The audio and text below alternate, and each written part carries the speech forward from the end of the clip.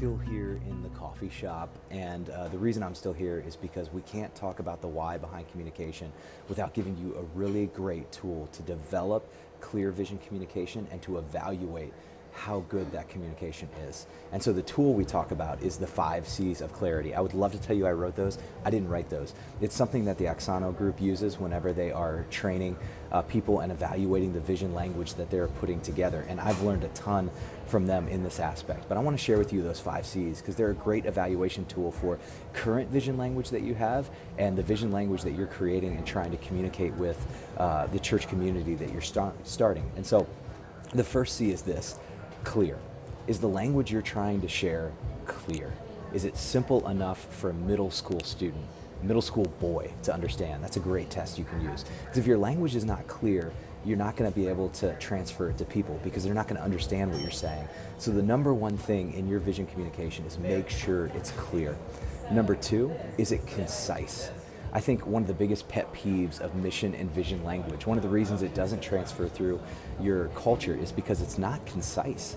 It's long, it's trying to get everything in, and because it's so long and overdone, people can't remember it. And if you can't remember it, you can't live it. So make sure that your vision communication is clear and concise. Next, make sure it's compelling. Language that is clear and concise, if it's not compelling, it's like, yeah, I remember it, but it doesn't really make me want to do anything. Vision language is something that should be compelling. It's something that should drive you to want to be able to, like I like to say, take the hill. In fact, that's a question I'll oftentimes say when I'm talking about vision language. Is this something that makes me want to take the hill? Something that makes me want to get up out of my seat and go after it. Make sure your vision language is compelling. Next, make sure it's catalytic. It's something that can easily spread through people. So not only is it compelling, but it's something that when people get a hold of it, they can't help but share it with other people. When I was at the Point in Knoxville, Tennessee, we said 2 things about church. We said we want this to be a place where you can come as you are, and it's okay to have questions. And that was something that was compelling to people. And because it was compelling, it ended up being catalytic in our community. So make sure your stuff is catalytic. And then finally, make sure it's contextual.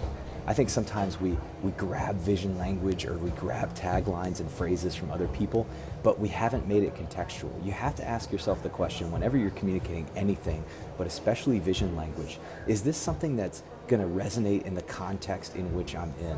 Am I using language that maybe has some baggage attached to it in this context that I can't use? Am I using language that doesn't relate with the world around me? Is there a certain word or phrase that I could use that would draw in the community around me? So really make sure that your language is contextual. And then as you're looking at those 5 things, clear, concise, compelling, catalytic, and contextual, use them as a litmus test. You can actually, if you want to be able to create a quick system, use a 1 to 5 rating on each one of those and take each one and walk down your vision statement or your vision communication and say, okay, 1 to 5, is this clear? 1 to 5, is it concise? 1 to 5, is it compelling? Is it catalytic? Is it contextual? And then add up the score. And the higher the score, the better the language. Or look at areas where, hey, we're getting really high ratings in clear and concise, but compelling is really low. How can we fix that? So those are some great ways that you guys can use, a great tool you can use to be able to evaluate your vision language and make it as impactful as it possibly can be.